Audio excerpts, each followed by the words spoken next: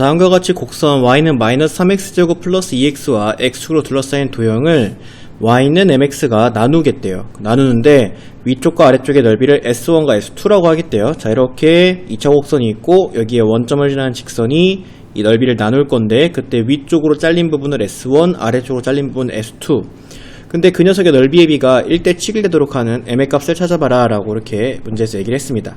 1대 7이다라고 했는데 그럼 이 전체 넓이를 우리가 구할 수가 있거든요. 왜냐면 이 곡선을 멀쩡하게 받았기 때문에 0에서부터 4까지 정적분만 때려보면은 이 전체 넓이는 우리가 구할 수가 있어요. 그래서 자, 인테그랄 0에서부터 4까지 마이너스 3x제곱 플러스 12x dx를 해주면, 그러면 이 녀석이 마이너스 x 세제곱 플러스 6x 제곱에 0에서 4까지가 되고, 4 대입한 거에서 이제 0 대입한 거 빼주신다면 이 녀석이 32가 된다. 그러니까 이 전체 넓이가 32가 된다는 것을 알 수가 있어요.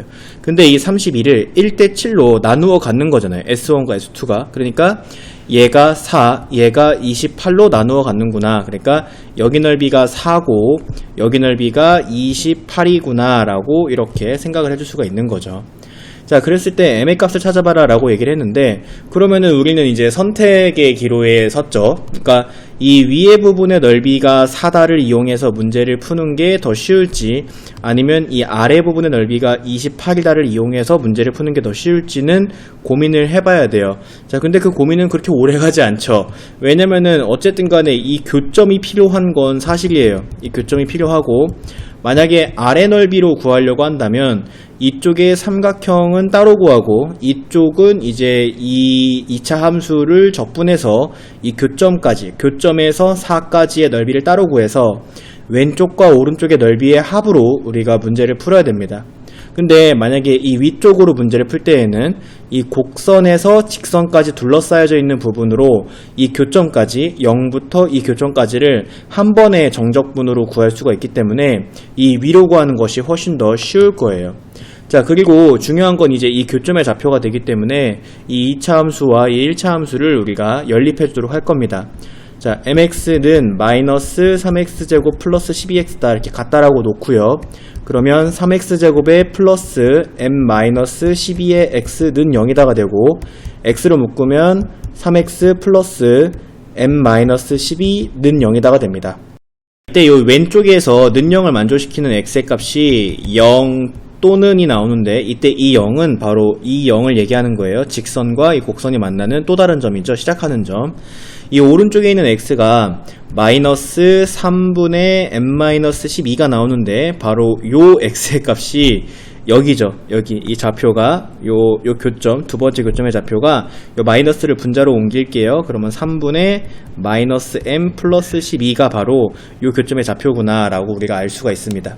그러니까 여기서 삼각형을 따로 구하고 3분의 마이너스 m 플러스 12에서 4까지를 따로 적분하는 것보다는, 그래도 이거의 적분 구간에 얘가 들어가게 될 텐데, 그래도 요 왼쪽에서 이 초록색 부분만 한 번만, 그냥 0에서 여기까지를 한 번만 구하는 게 그래도 좀 피로도가 덜할 거다라고 하는 게 선생님 생각입니다.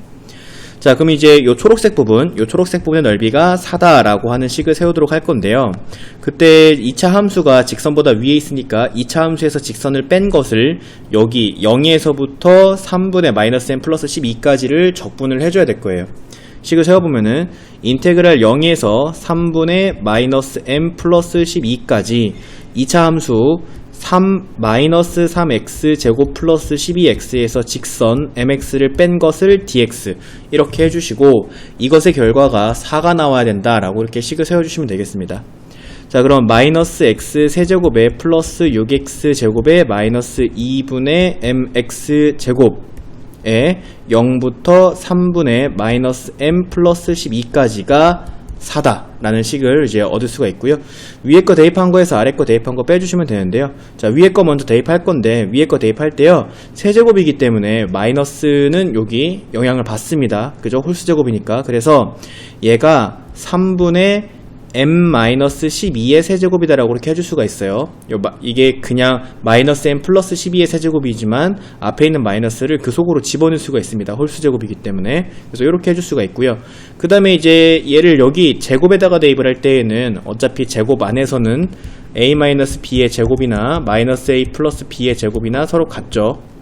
자, 그러니까 이제 여기 요 x제곱자리에다가 얘를 대입을 하게 되면은 여기 부호도 우리가 n-12라고 이렇게 우리가 보기 편한 형태로 바꿔 적어 줄 수가 있어요. 플러스 6에 자 3분의 n-12의 제곱, 마찬가지로 여기 있는 요 제곱도 마이너스 2분의 m의 3분의 n-12의 제곱, 자 는 4다라고 이렇게 우리가 식을 세워줄 수가 있겠습니다. 자, 근데 이제 여기 주어져 있는 식이 계산하기에 그렇게 막 쾌적한 식은 아니죠. 쾌적한 식은 아니지만 아마 이거 출제하신 선생님께서도 여기 있는 거를 뭐 세제곱이라든지 완전제곱식으로 전개해서 풀으라고 하는 거는 아니지 않을까. 되게 아이들 괴롭히는 걸 좋아하지 않는 이상은 그렇지는 않을까라고 이렇게 생각을 해보면, 여기 요 두 개 있죠.